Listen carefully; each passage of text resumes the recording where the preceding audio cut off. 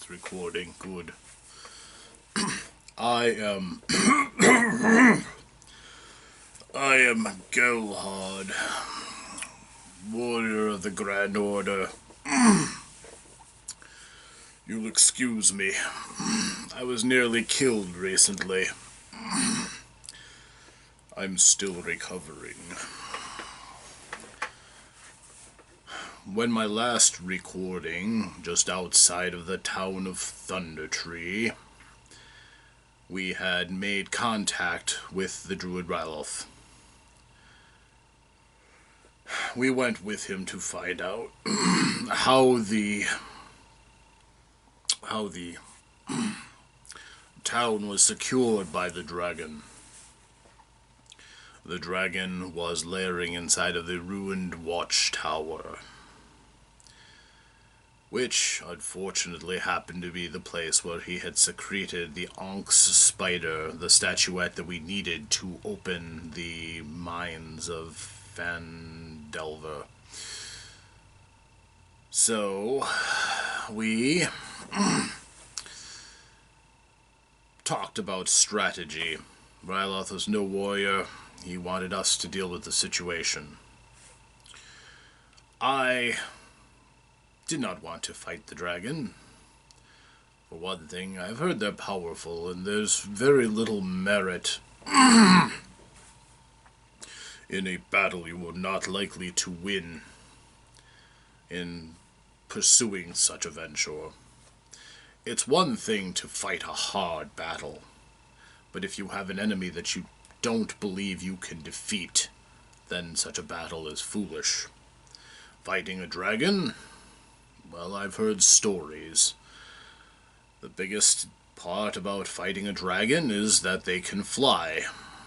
I don't have a way to deal with flying enemies. And even my allies, limited amounts. Throwing things, I don't know how far out a dragon is deadly. Or I didn't before. But it was only a matter of time before we would have to face this dragon.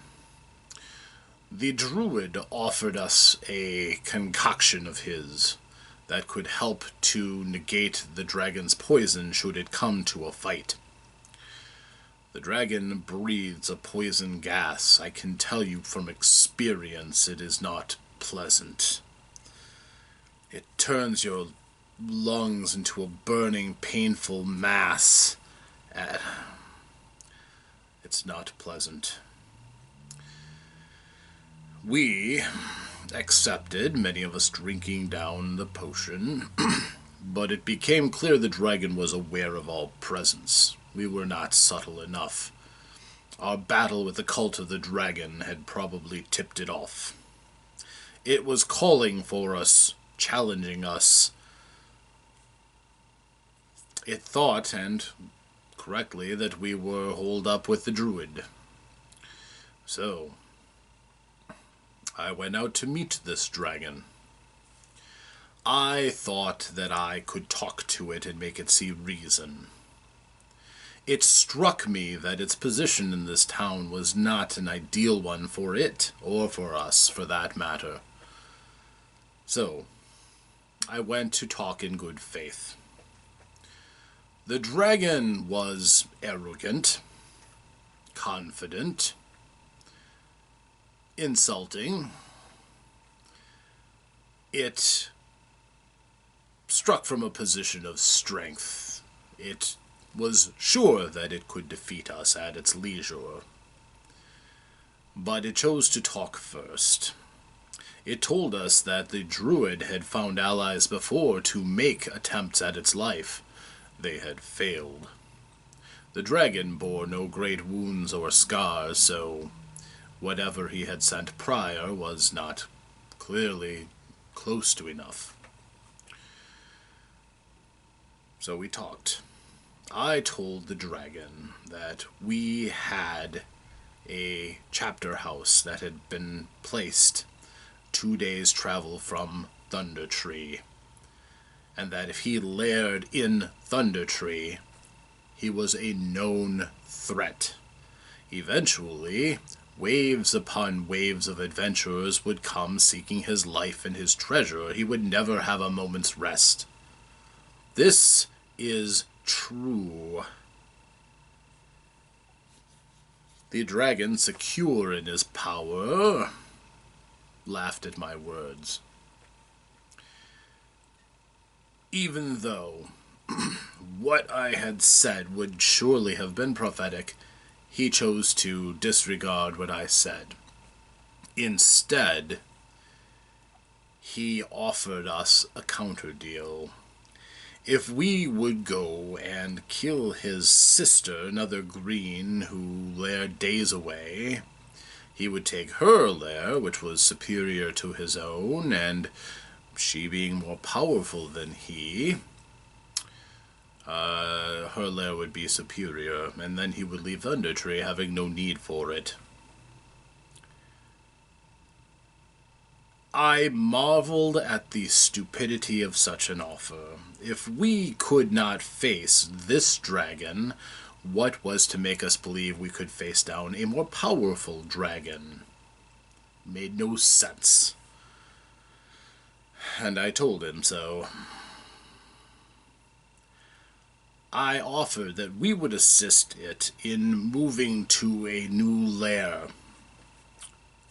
Completely peaceably.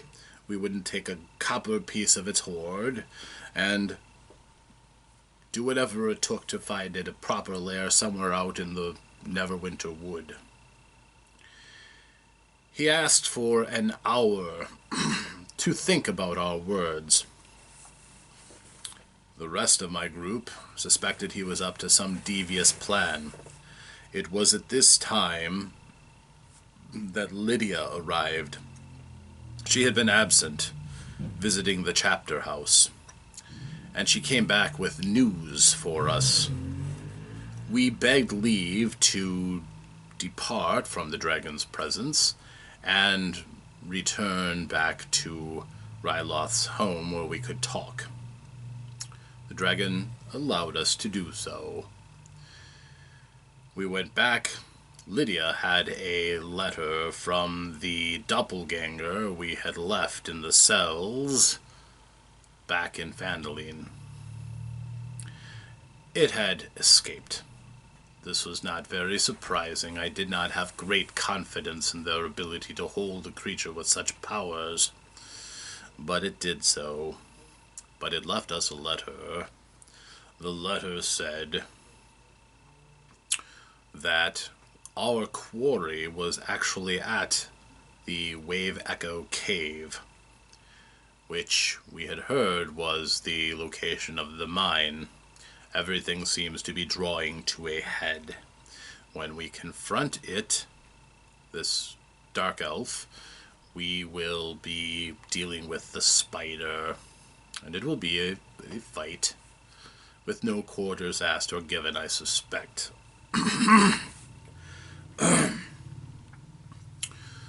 We were also told that this one had a doppelganger, kin of the doppelganger from Phandalin, Velith, whatever, and that we were to give him a few words and he would leave the fight and we would not have to fight the other doppelganger. Still debating whether or not I wish to. He's clearly complicit in an evil plot and therefore deserves punishment. And I need to practice my doppelganger testing anyhow. Be that as it may, while we were in conversation, the dragon, creeping in a way that seems almost impossible for so vast a creature. Lengthwise, the creature is probably 5 times as long as I am tall. It's a substantial creature.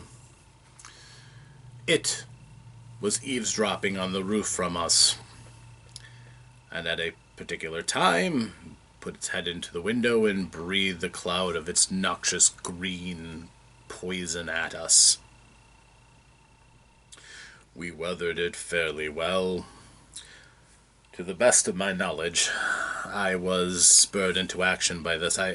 Lydia looked like she took it badly.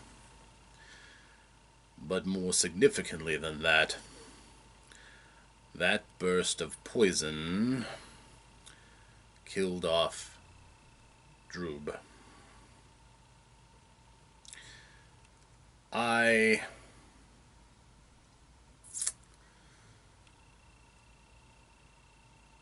think, going forward, I will cause that dragon to remember that all of the bad things that are about to happen to it come as the result of a loss of a life of a single goblin, which is higher than I value its life. It will remember that. I was spurred into a rage. Rages come easily to me now. The dragon flew up,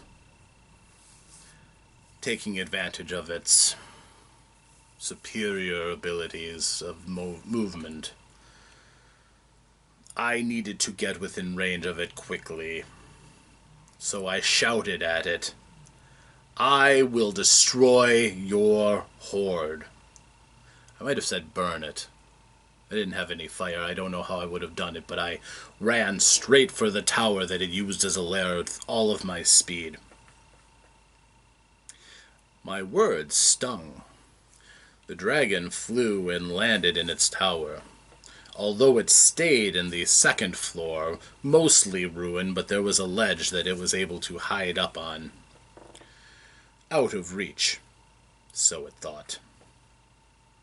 The thing is, when I enter my battle focus, it steals me with resolve, and I can perform feats that I would not try. I was so determined to get at the dragon that I leaped from the floor up onto the second floor and immediately grasped the beast. I've gotten to be pretty good at grappling. When I'm with smaller creatures, grappling is quite effective. Rarely can a creature escape from my grasp. Wrestling a dragon is something else altogether, but for a time I had it around the neck. I had it pinned. My party was slower than I was to come and help me to fight the dragon. So I held it, and I was determined I was going to leap off of the second floor, drag the creature down with me, and we would work together to destroy the beast. That was my plan. Its poison breath did not bother me very much. Not much at all. The brew was one thing, my normal, healthy constitution was another. But I believe that our healer stopped to help Lydia, and then they came forth. Eventually I saw hammers flying, so I knew that Glint was there. As far as the others, I was told afterwards, because I was busy with the dragon,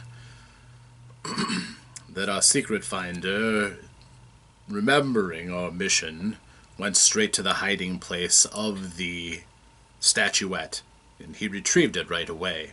The dragon was not able to find it in his own lair. And to his credit, though I don't usually think much of his bravery, he climbed right up the tower and immediately assisted me in fighting the dragon. The dragon threw me off. It is stronger than I am, I admit it, but it of course is. Well, it's a dragon. It threw me off, but it did not break me. It attacked, bit me. I laughed. My body is harder than its teeth. Its poison stung a bit, but it realized that we were bringing our weapons to bear against it. It decided to climb up the wall. Well, I wasn't going to let it get away. I was not in the deepest of my battle rages. I was still I had some presence of mind, but I was not frenzied. I leapt up, trying to rip it off of the wall. I grabbed the beast, but I was not able to pull it down again. I did not need to. My allies were there. Lydia scaled up me like a chattering monkey and started attacking it with the magical sword Talon. Even Tradovic used his magics to appear onto the dragon's shoulders and plunge his sword into the beast. It was not enough, but it was a good effort. The dragon continued to climb and perched at the top of the tower. I was slipping, so instead I grabbed my axe and I struck out at it from below. I don't think that the dragon was as badly injured as we would have liked. But when we were up there fighting it, he turned and delivered another blast of his poison. It did not go well. I fell. I found also that Lydia fell and Tradovic fell. All of our bodies consumed with the poison. We were dying. Glint was still throwing hammers. And our healer had just arrived on the scene and was untouched, really. The dragon appeared to look down at us, took stock of its own injuries, and left. I don't know what went through its mind, why it did not choose to kill us. A single blow or two on any of us would have finished us. Why it left its treasure hoard in its lair, I don't know. I was not standing when that happened. The dragon cannot claim a victory. It abandoned the field. We cannot claim a victory. I don't think we drove it off completely. Either way, however, we survived. Glint scaled up the tower very quickly and administered a potion to me. I did what I could to help Lydia when I awoke. My first thoughts were on them. Tradovic was roused as well. I brought Lydia down to Kyrian, and she was saved as well. We had won of a sort. We had what we had come for. But my brave goblin companion was dead. I say brave, not that he stood against superior odds or that he slew some great beast, but knowing there was a dragon in the city, he stayed with me, despite the fact that life had dealt him a blow of making him the smallest of goblins. For a time, I liked to think that I was having a good influence on him. But he needs prove nothing anymore. The dragon killed him. So I took his body to the dragon's lair after the others had finished going through all of the possessions. And I laid Luke down to rest. And we destroyed the lair. We collapsed the watchtower inward as a fitting burial cairn to my companion. I asked Glint to write some memorial, his name, what he had done. I was not very satisfied with what he had written. It didn't look very good. I trusted that as a dwarf he would be better with stone. But I was not able to do any better. Fortunately... Oh. Come here, Guinevere. Seriously, Elf, you need to come and get your panther. Yes, you are a good panther, aren't you? I will miss the little goblin. I think you did well with me. But it was not meant to be. So we gathered up everything. I don't remember how everything was divided. But it wasn't a massive hoard. It had valuables in it, but this was not an ancient dragon with piles and piles of glittering treasure. We found some nice things. We also remembered the family of the smith that we had returned the body of and freed the family, told us of a relic of their family that was hidden away here, at least in Thundertree. So we located the object without much difficulty, and it was a very nice necklace. I did not feel that we had necessarily earned that, and that their family needed it far more than we. The breadwinner was dead, and even though they were alive and free, and who knows what Timora has planned for them, I am going to restore that necklace to them. It is their family heirloom, and I will feel better about doing it. So I offer to take the value of the necklace and my share of the treasures. Anything that I need, I can hunt for or craft for myself. The weapons that I have and everything else I can get off of the land. I don't need the treasure specifically. As a matter of fact, it is a tainted treasure. Oh, we will use it for good things, but I will throw that back in the face of the dragon too when next I see it. From Thundertree, we had to decide where next to go. We were fairly close to the big city of Neverwinter. A city that has seen its share of troubles. I admit, our journeys never took us to there when I was traveling around with the Harpers, and it certainly was more appealing sounding than going back to Phandalin. So we decided that we would do this. We traveled to Neverwinter. It was an easy journey, nothing too dangerous for us, and we arrived. We were challenged at the city walls, but we're members of the Grand Order. The name carries a certain amount of weight to it. They let us in. We went to the chapter house right away. It's fine. Serviceable, certainly. We rested. Our group took some of the wealth that we had accumulated, and I believe we purchased some more healing potions, which we were sorely depleted of. Although I still have some of mine. Beyond that, everybody went their own way to take care of the business that they had in hand.